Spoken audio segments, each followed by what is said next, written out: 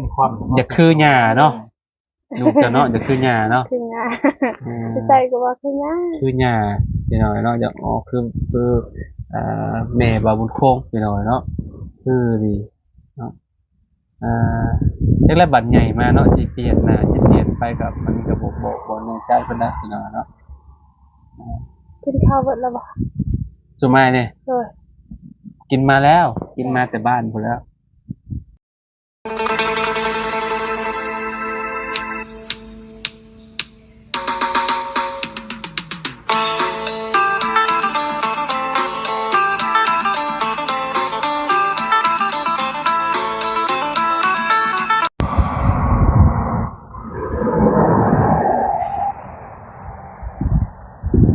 กับสบายดีสวัสดีพ่อแม่พี่น้อง FC เบิร์สุขุสุคนนะบ่ว่าสิอยู่ในและก็ต่างประเทศเด้อพี่น้องเด้อเนาะก็ยินดีต้อนรับเข้าสู่ช่องบ่าวลาวสตูดิโอนะพี่น้องเนาะเอามามื้อนี้พี่น้องโอ้เปิดภาพมาเนาะก็เฮกับทรายพี่น้องเนาะบ้านน้องไซเนาะโอ้มาคือเงียบเงาแท้นี่เนาะอ๋อของเตอร์ก็ยังบ่เลยลงซ้ำพี่น้องเนาะ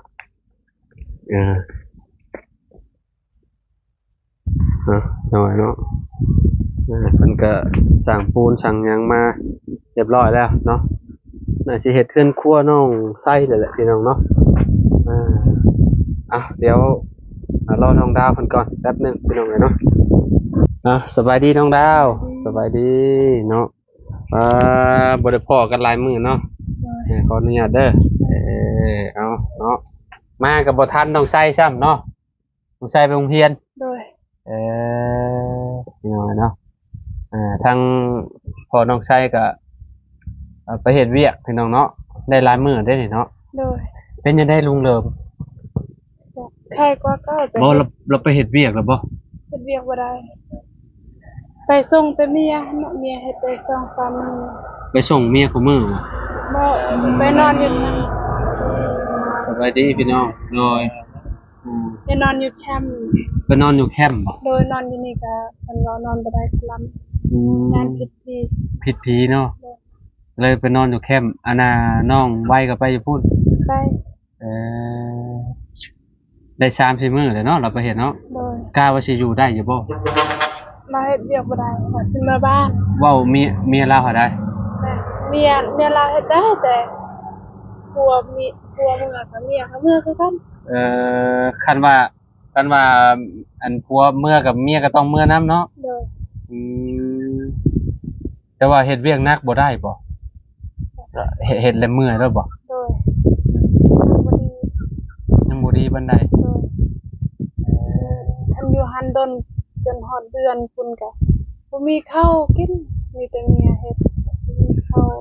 คือข้าวแน่คือน้ำคืออาหารเมื่อบ้านได้วันเท่าใดอันเมียเราเฮ็ดน่ะช่วงนี้เพิ่นไล่เป็นวันหนึงวัน5วันละ150,000คันอยู่ดนอะไรเป็นเฮต้าเมาเลยหักเมาอยู่แคมป์นี่คือแบบแคมป์ที่เขาเจ้าเฮ็ดเมียนให้ครับบ่เดี๋ยวนี้อยู่บนธนาเซาอยู่ตลาดสุพรรณคันอยู่ในป่าเฮาเฮ็ดเองเฮาเฮ็ดตั้งเอาเองเนาะโดยเอาอันนี้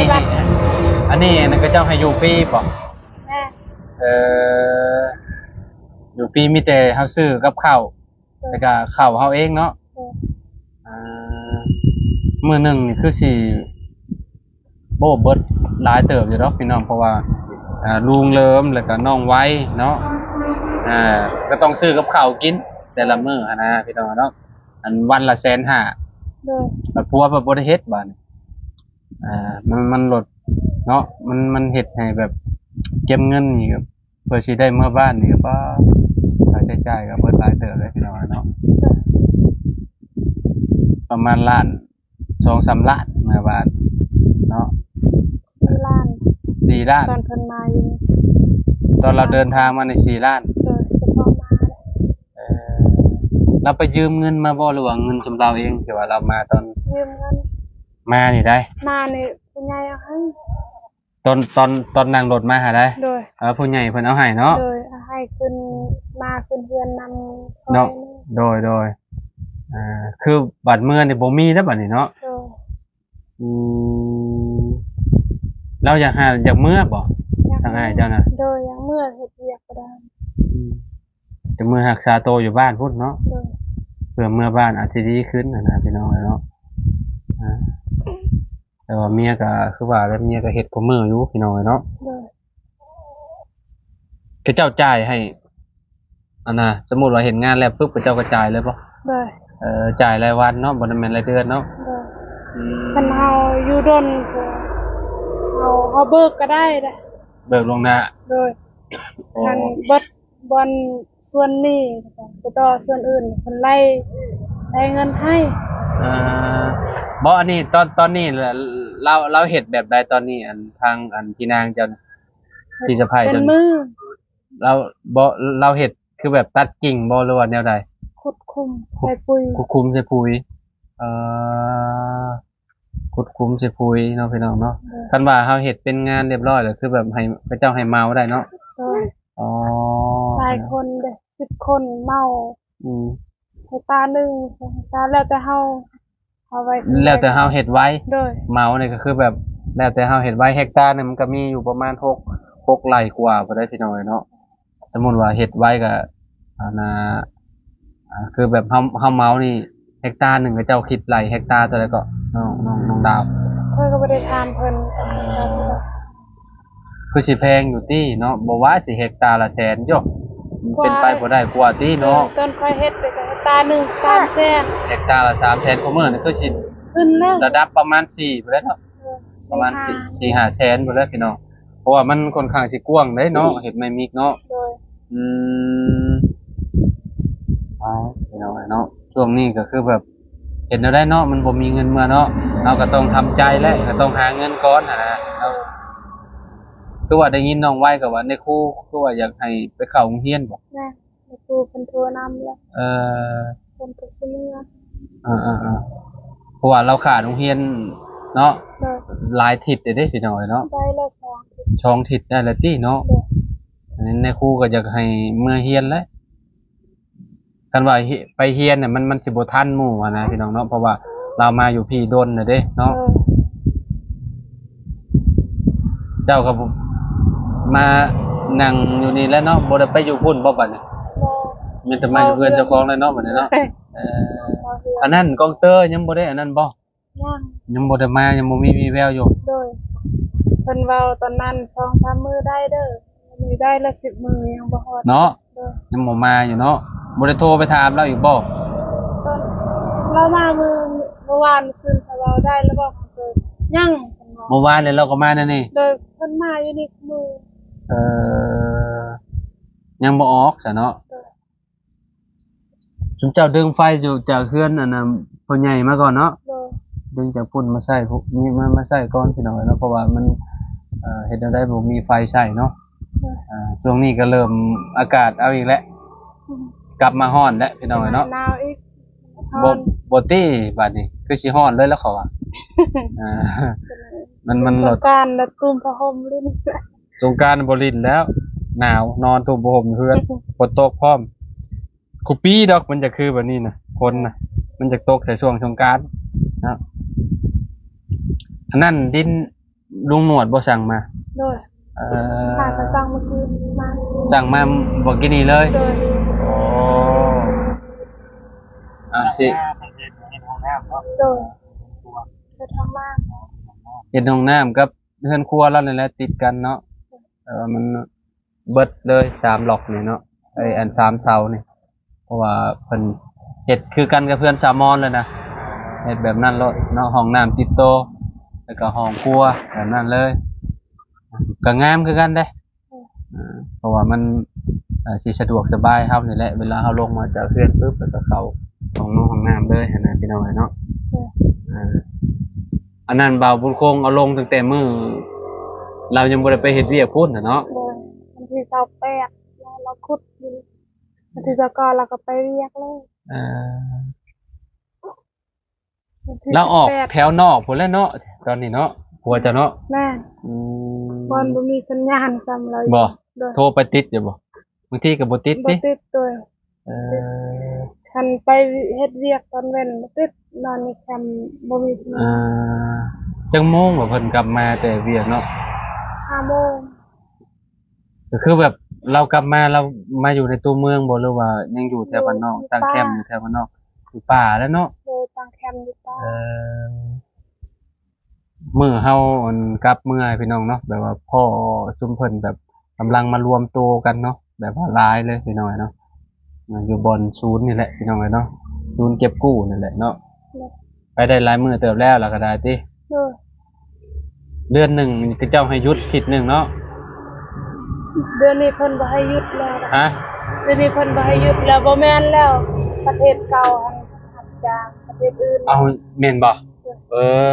อก็คือบ่ได้หยุดบ่บัดนี้ โดยบ่ได้ มีแต่เฮ็ดยาวเลย โดยพักก็บ่ได้พัก อ๋อบาดนี้เนาะ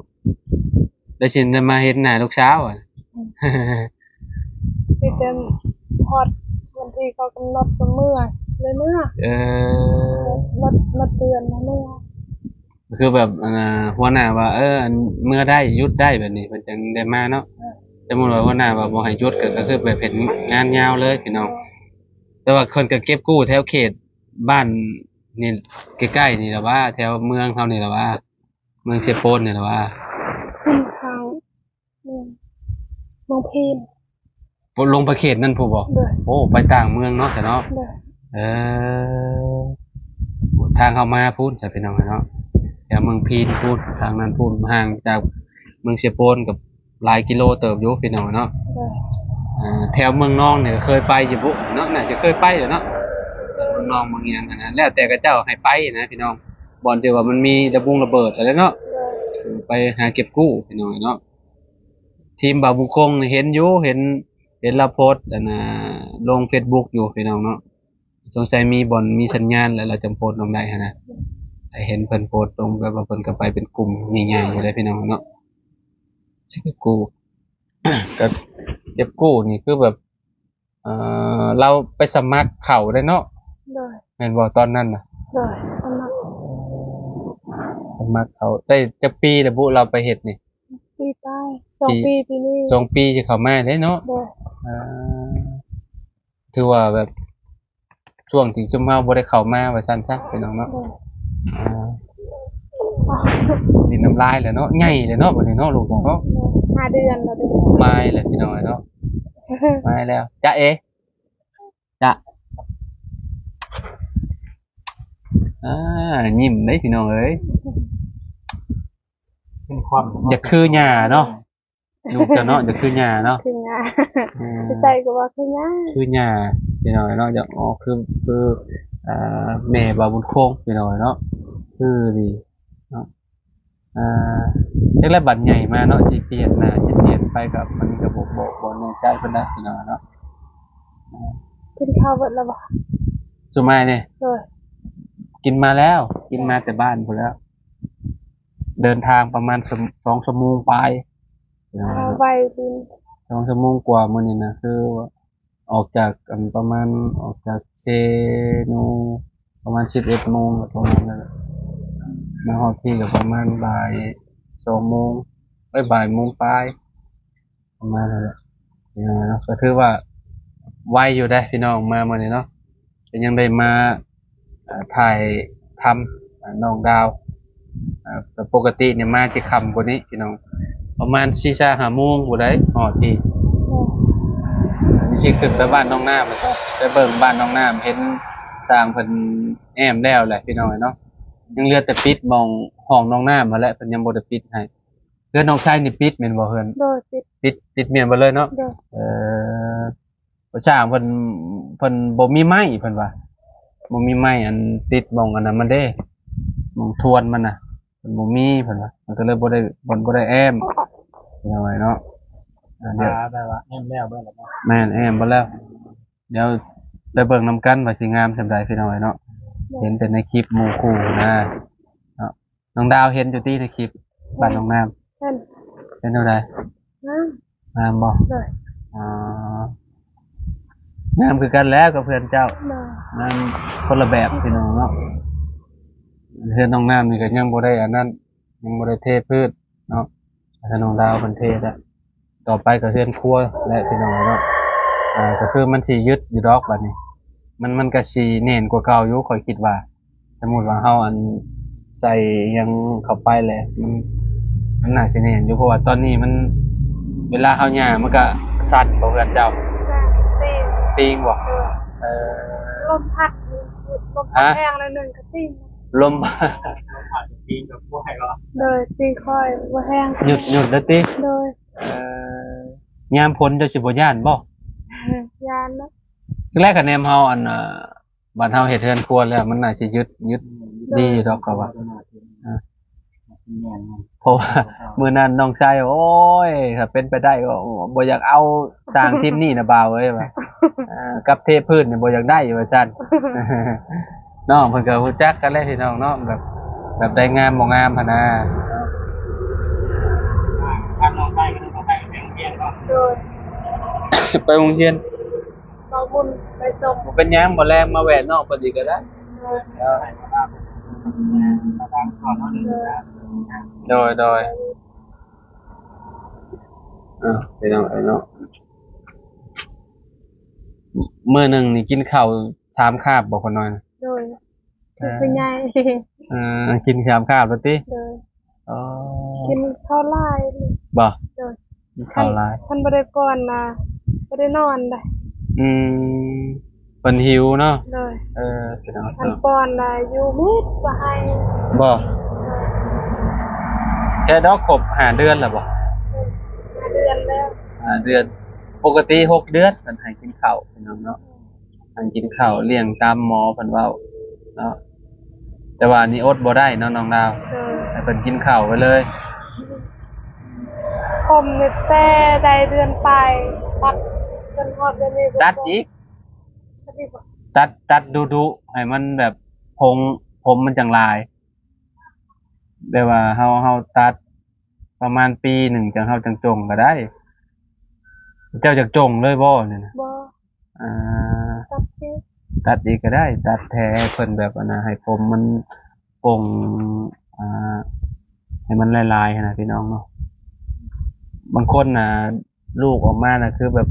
สิปล่อยเลยผมบ่ได้ตัดให้จักเทื่อคือลูกข่อยบ่ตัดดุได้ตัดให้เพิ่นดุ ว่า อยู่ ตัดดุผมงาม ประมาณนี้แหละนี่ละเอ้ย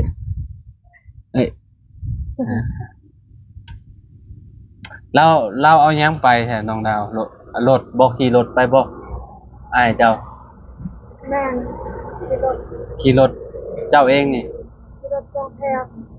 อ๋อขี่รถสองแถวไป โดยอันนั้นฮอดดิสโปนกันให้เพิ่นเอาเข้าอยู่ อ่า เอาบนเพิ่นพัก อ่าขอยคิดว่าเจ้า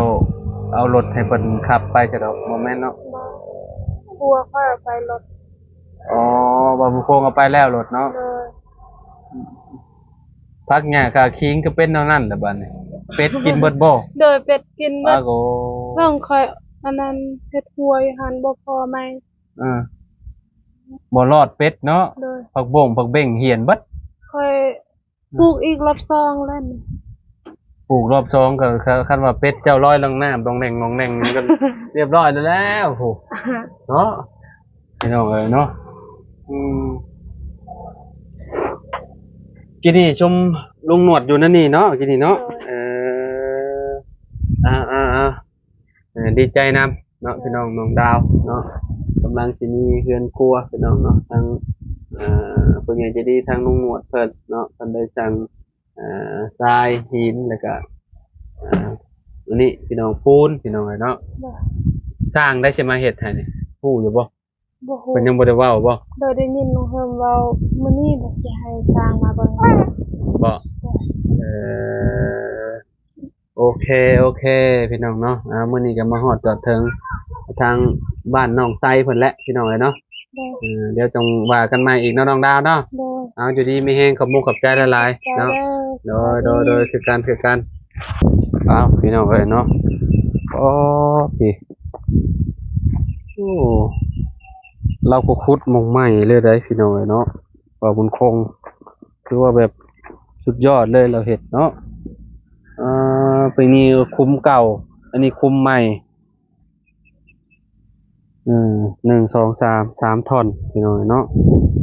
อืม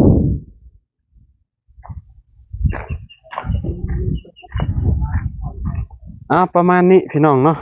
มื้อนี้ก็อัปเดตให้พ่อแม่พี่น้องเบิ่งคร่าวๆเนาะเรือนครัวน้องไซ